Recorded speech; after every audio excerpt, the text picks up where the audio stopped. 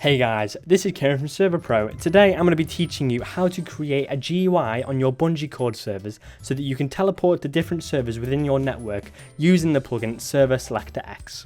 So before we go ahead with this tutorial, you do need to have a Bungeecord network set up already. If you don't know how to do this, there'll be a link to this tutorial down in the description below where you can learn how to set one up yourself.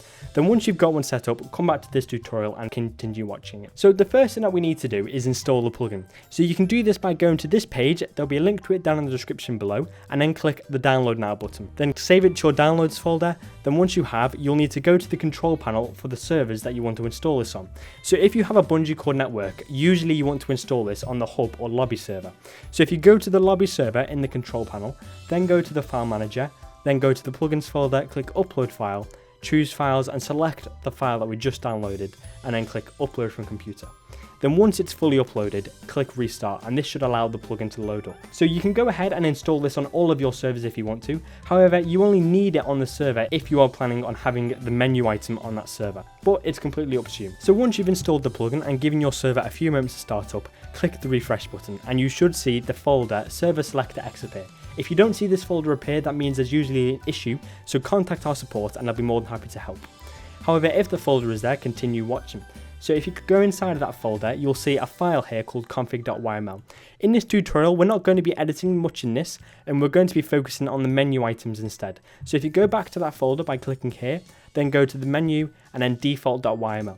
So in here is where you define the servers in the menu and define what item you're using and so on. So we're going to be going through this briefly. So the first setting in this file is rows. So this configures how many rows there are in the GUI that opens. So you can have as many or as little as you want. I only have 2 servers, so I'm just going to leave it at 2 rows so I can display the servers on the top row. You can have as many rows as you want. If you could just have 1 row if you wanted to, you could have 4 or 5, it's completely up to you. The next setting is the title. So this is the title of the menu that appears. So when you open the GUI, in the top left hand corner of the GUI or the chest, it will display a name. So here it says server selector by default. However, you could change this to the name of your server, for example. So if my server is called Server.pro network, I could call it that. And then again, you want a similar name for the item. So when the player hovers over the compass item in their inventory, this is what will be displayed. So again, I'm just going to call it the same thing as the title. And then you can also add laws to the item just to make it look a bit nicer. I'm going to delete the second line as I don't think there's a need for one. I'm just going to leave the first line, and then here I'm going to put join other servers in our network here. But you can put whatever you want as well. And also I believe you can use color codes here, so if you wanted this to be in the color red, you could do that. And again, you can do the same for laws, so if you wanted to change the color, you can do that as well, but I'm just going to leave it as default. So the next one is what you choose the item to actually be. So it doesn't have to be a compass, you could use a stick, a sword, it's completely up to you, just put the item name there. I'm just going to leave it as compass though, as I believe that's a good item to use for a Bungeecord navigation tool. So the next setting is whether the item is given to the player on join. So when a player first joins a server, this decides whether the compass should be given to them or not.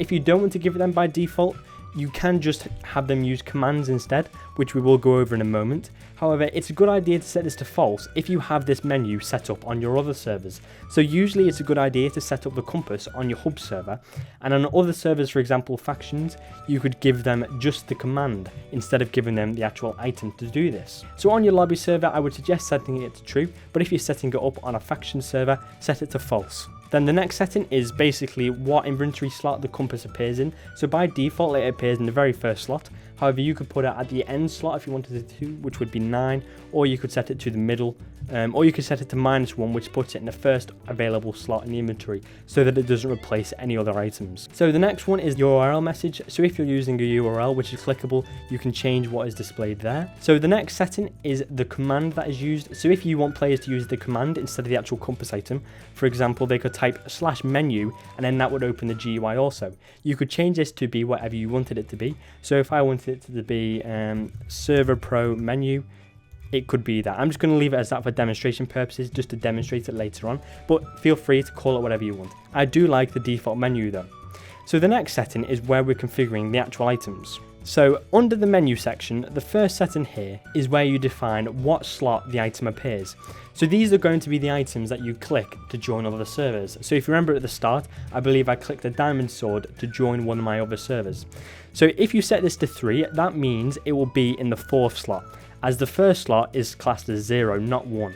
So if you want it to be in the 4th slot, put 3. If you want it to be in the 2nd, you'd put 1. So I'm just going to leave it as default, as I only have 2 servers, so I'm just going to use 2 items. Then the next set of settings is where you can configure if the server is pinged or not. So you can have it where it pings the server to display some information such as players or online time or TPS and some other things, I believe.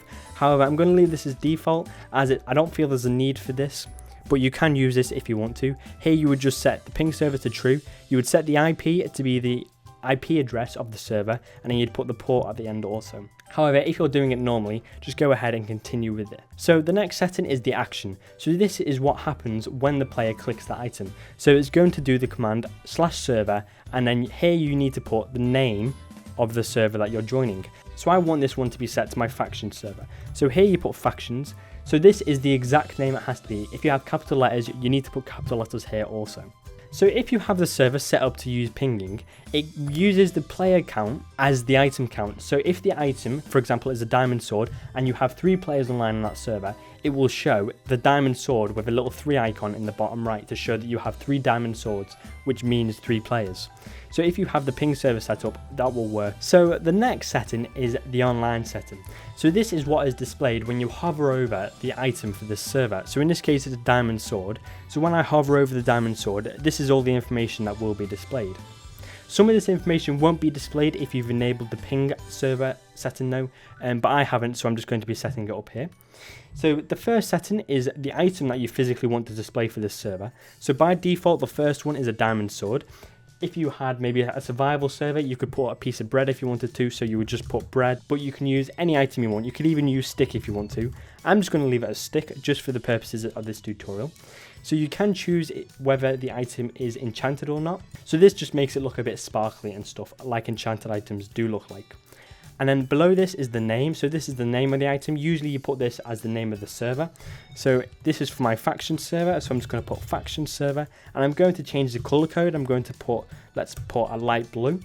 And then below this, you can change the lore. So as you can see, it's got some of the placeholders here if you have the ping server setting enabled. So if you have the ping server setting enabled, it will display there are online out of max players online. So if you have 4 out of 10 players online, it will display 4 and then 10. And you can configure each of these messages to display whatever you want. So there are 5 lines by default. You can add more if you want to, just by typing a new line and then spacing across until you reach the same amount. And then putting in quotes, and then you can put your own message here. So let's just put your own message. And then you can even change the messages that are already being displayed. So the next setting is when the server is offline and you have the ping server setting enabled. So if you don't have the ping server setting enabled, you don't need to touch this, but if you do, feel free to update it. So here you can put a reason for why the server may be offline. So for example, you could put this server is currently down for maintenance, and then when they hovered over this item, it would say the server is down. And again, you want to update the name as well. And you can make it look a bit more dull by disabling the enchantment and setting it to a more boring item. So below this is a dynamic option for the item. So if your server is, for example, a minigame server where the MOTD updates when a game has started, for example, a minigame of some sort, then you can use this to change what is displayed in game. We're not going to be going into this today, as it can be a bit complicated if you don't understand it already. So the next section is second item, which is there by default. So this is the item that's in the 6th slot. So at the moment, this just replaces the item with the player's head. So I do like this item. It's a pretty cool feature. You don't have to have it there if you don't want to. You can just copy everything above to create a new one. And then you can add your own server. So if you had 3 servers, you can copy this one that we created earlier. So if you copy all of this, all the way to the top, up to 3, then click copy. And if we go to the very bottom, and then under the 6th item slot, type 2 lines and then click paste. And then here we're able to configure it for the next server. So you need to start off right at the top of this item. So you need to change 3, let's change it to maybe 6. So this is what's displayed in the 6th slot. And again, you can ignore all these comments as they're no longer relevant once you've started editing them. And then let's set this to my lobby server. So I know this is going to be displayed on the lobby server itself, however, it's just for demonstration purposes. So let's just go ahead and edit this. So as we're not using the dynamic feature, you can actually just go ahead and remove it to make the configuration file a little more simple.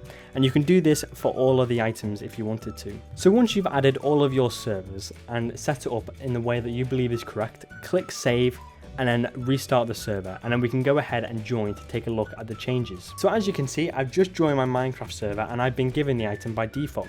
So if I go into my inventory or just go across, you can see that it says the Server.pro network, and you can see that it has the custom lore message that I set up, and you can see that the network message is in a red, which I set it to. So now if we go ahead and open this, you can see that it has been changed a little bit compared to the default. So the first server, which is my faction server, is set up with a stick, and as you can see, it's got the bottom line there that I added, which is your own message. And then if I go across to the diamond, this is for my lobby server, and then you can see that it says this is my lobby server. As you can see, we've got all these placeholders with different messages in the lore, so you can go ahead and remove these if you don't have the ping server settings set up. So now let's just quickly test this. So if I go ahead and click this, I should join my faction server, and as you can see, I was sent to my faction server as the item is called something else. So if I just quickly go back to my lobby server, and then if we use the custom command which we set up, which I believe in my case was Server.pro menu, you can see that it opens up the menu as well. So if you didn't want to have the compass enabled, you could use commands just like that. So that's basically how you set up this plugin. It can be a little complicated, but once you've started editing a little bit, you will understand how to use it a bit more. And when you're editing the configuration, please be careful that you're lining up everything correctly, because if you don't, it will generate errors and the plugin may not work. If you run into any problems during this tutorial, please contact our support.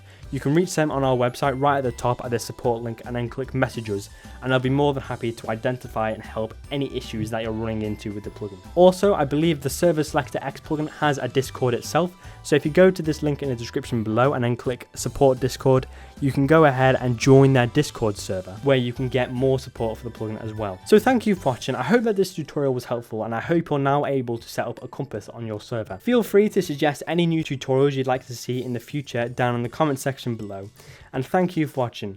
I really hope that you have a fantastic day. Goodbye.